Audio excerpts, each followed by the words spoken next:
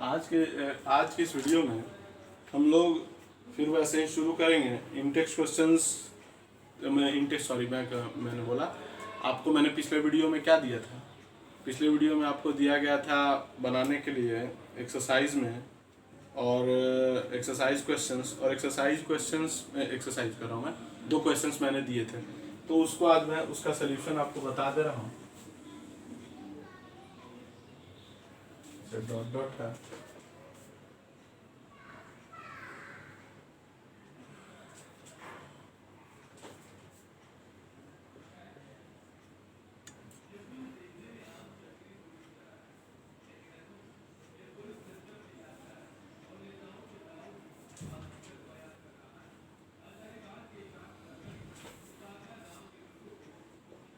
देखिए यही क्वेश्चन था, मतलब ये डायग्राम था।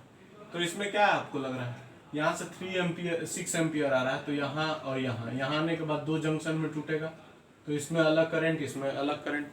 तो जब करंट अलग अलग, यानी कि ये दोनों क्या चीज में होंगे, सीरीज में या पैरेलल में। तो आपने पढ़ा था कि पैरेलल में पोटेंशियल डिफरेंस सेम होता है और सीरीज में करंट सेम होता है। तो करंट तो सेम नहीं है, तो ये सीरीज में नहीं होंगे, पैरेलल में ही होंगे। चलिए, तो पहला क्वेश्चन हम लोगों का जो शुरू होता है वो निकालना है इफेक्टिव रेसिस्टेंस, यानी REQ ही निकालना है। तो 1/3 ओम प्लस 1/6 ओम कर देंगे हम लोग। 6 ओम हो जाएगा LCM, यहाँ हो जाएगा 2, यहाँ हो जाएगा 1। 3/6 1/2।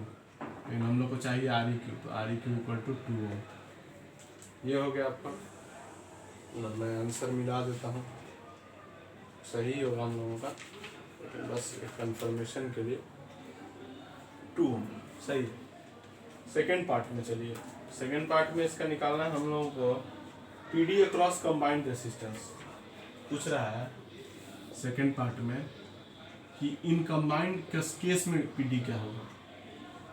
PD अक्रॉस कंबाइंड रेसिस्टेंस, तो PD इक्वल टू क्या होता है, V equals to IR। I हम लोगों का कंबाइंड कितना है 6 एम्पियर, और R कितना है 2 ओम कंबाइंड REQ, तो हो जाएगा 12 वोल्ट। 12 वोल्ट सही है। थर्ड पार्ट में जी,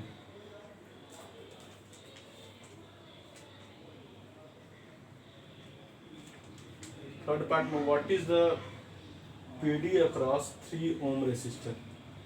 PD अक्रॉस 3 ओम रेसिस्टर बताइए आप ही लोग।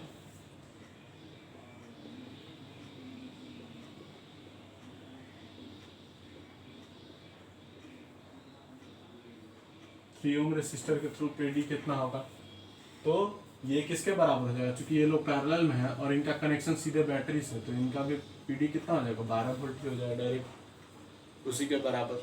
ठीक है। फोर्थ पार्ट में है आपको what is current in 3 ohm resistor. Third में पूछा है करेंट इन 3 ओम रेसिस्टर, तो करेंट इक्वल टू क्या होता है, I इक्वल टू V/R होता है। तो V है 12 वोल्ट, R कितना है 3 ओम के थ्रू पूछ रहा है, तो 3 ओम से डिवाइड करेंगे 4 एम्पियर। ठीक है। और फिफ्थ में है करंट इन 6 ओम रेसिस्टर, ये पूछा गया है आपसे। तो इसमें भी V/R करेंगे, V हो जाएगा इसमें भी 12 वोल्ट बाई 6 ओम इस बार, तो 6 ओम के क्रॉस निकालना है 2 एम्पियर। ठीक है। तो एक में 4 एम्पियर और एक में 2 एम्पियर। ठीक है। तो ये हो गया आपके पूरे सवाल का जवाब। और अब इसके बाद मैं सेकंड बताता हूँ, इसको आप लोग थोड़ा सा देख लीजिए।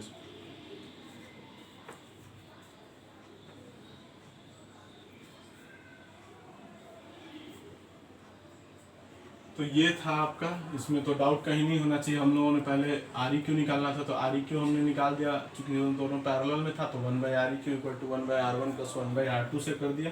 फिर PD अक्रॉस कंबाइंड रेसिस्टेंस, तो V इक्वल्स टू REQ हमने 2 डाल करके निकाल दिया, और फिर 3 ओम पैरेलल में है तो सेम होगा, तो 12 वोल्ट, और फिर करंट इक्वल टू V/R से हमने निकाल दिया इसमें।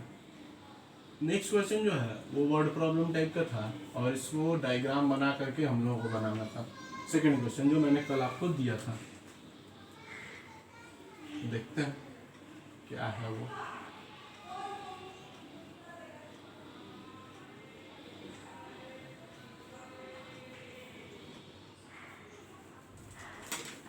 नेक्स्ट क्वेश्चन जो मैंने कल आपको दिया था वो था a 5 volt battery is connected to 20 ohm resistor which are joint together in series. दो ठो 20 ओम के रेसिस्टर्स हैं जो एक दूसरे से सीरीज में जुड़े हुए हैं, 20 ओम और एक बैटरी लगा हुआ है इसमें जिसका है कैपेसिटी 5 वोल्ट। करंट आई ऐसे जाएगा। तो क्वेश्चन था पहला सर्किट डायग्राम बनाने के लिए, ठीक है। सेकंड था what is the effective resistance. Second part effective resistance पूछा गया था, यानी वही आर क्यू। इफेक्टिव देखिए याद रखिएगा, 3 word effective resistance, R Q या इक्विवेलेंट रेसिस्टेंस, तीनों वर्ड यूज करेगा तो आप एक ही समझिएगा।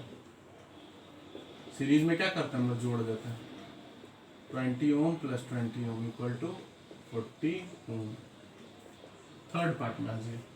थर्ड पार्ट में इसका पूछा था what is the current that flow from battery. Current from battery निकालना है, करंट फ्रॉम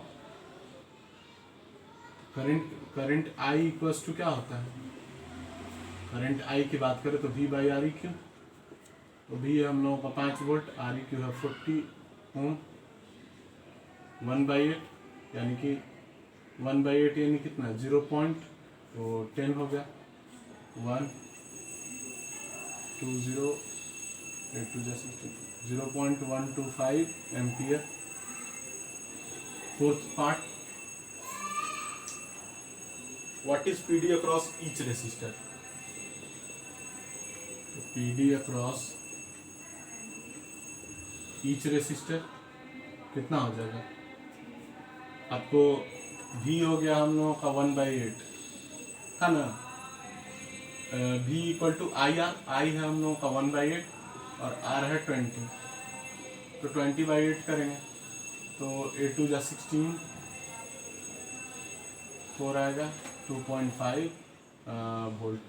क्योंकि दोनों इक्वल है तो 2.5 वोल्ट 2.5 वोल्ट दोनों में सेम मतलब आ जाएगा, क्योंकि दोनों का क्या है आंसर सेम। तो ये याद रखना हम लोगों को, ठीक है। तो यहाँ से हम लोग एक चीज जाने कि जब सेम रेसिस्टेंस होगा तो इसमें भी वोल्टेज सेम हो सकता है। तो ये चीज़ है। अब इसके बाद जो आप लोगों को काम करना है वो आप लोग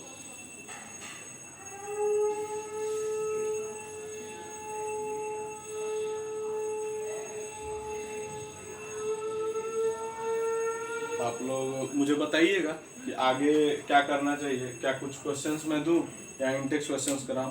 फिलहाल कल का होमवर्क जो रहेगा वो आप लोगों का है, आप लोग अब पूरा चैप्टर स्कैन कीजिएगा, पूरा पढ़िएगा बढ़िया से।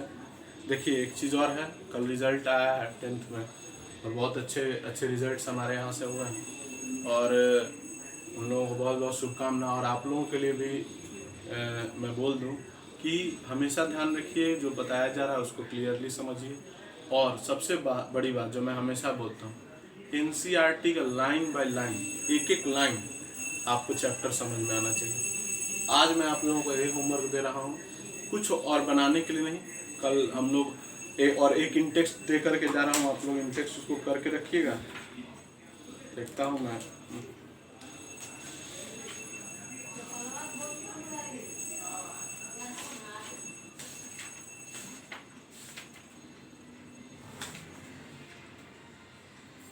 चलिए इंटेक्स की बात करें तो बहुत ही कम ही 3 क्वेश्चंस हैं आपको, बस वही आप बनाइएगा।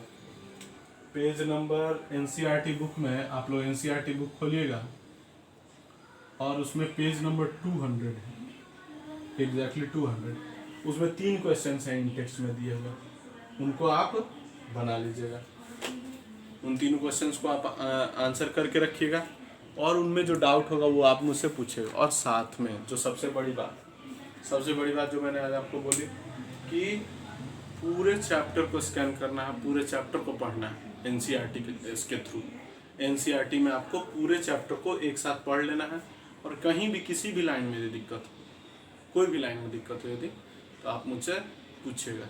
एकदम लाइन बाय लाइन पढ़िएगा। मैं हर बार बोल रहा हूँ, बार बार रिपीट कर रहा हूँ इस बात को, क्योंकि हमने देखा है कि एनसीईआरटी से पूछा जाता है। इस बार एक अमलगम से रिलेटेड क्वेश्चन था जो सीधा चैप्टर में नहीं दिखता है लेकिन अंदर में था। वो पिछले साल पूछा गया था क्लोर अल्कली प्रोसेस, जो दिखता नहीं है, केमिस्ट्री का था, तो वो उसी में है, एनसीईआरटी में है वो दिया हुआ, लेकिन अंदर में। तो आप इंटेक्स जितना डीपली पढ़ के रखिएगा उतना आपको पकड़ में आएगा, नहीं तो आपको लगेगा कि अरे ये तो पढ़ा ही नहीं था सर, या ये तो था ही नहीं। तो इसलिए मैं बार बार बोलता हूँ, हो सकता है कि हम लोगों को पढ़ाने के क्रम में कोई एक छोटी सी बात छूट गई, में भी हो सकता है पढ़ाने का। आप जब उसको स्कैन करके पढ़िएगा तो आप लोगों को वो बातें आएंगी और आप मुझे सजेशन बॉक्स में लिखिए कि सर ये चीज़ छूट गया, मैं उसको आपको दोबारा बता दूंगा। या आपको कोई पर्सनल दिक्कत होगी, कोई भी आपको समस्या होगी उसमें समझने में, तो वो आप मुझसे पूछिए, मैं आपको बता दूंगा। तो इतना ही आज के लिए। फिर नेक्स्ट डे में हम लोग ये इंटेक्स करेंगे और साथ में आप लोगों को जो भी डाउट होगा वो आप मुझसे चैप्टर पढ़िएगा खूब ईमानदारी से, और जो भी डाउट होगा वो आप मुझसे पूछिएगा।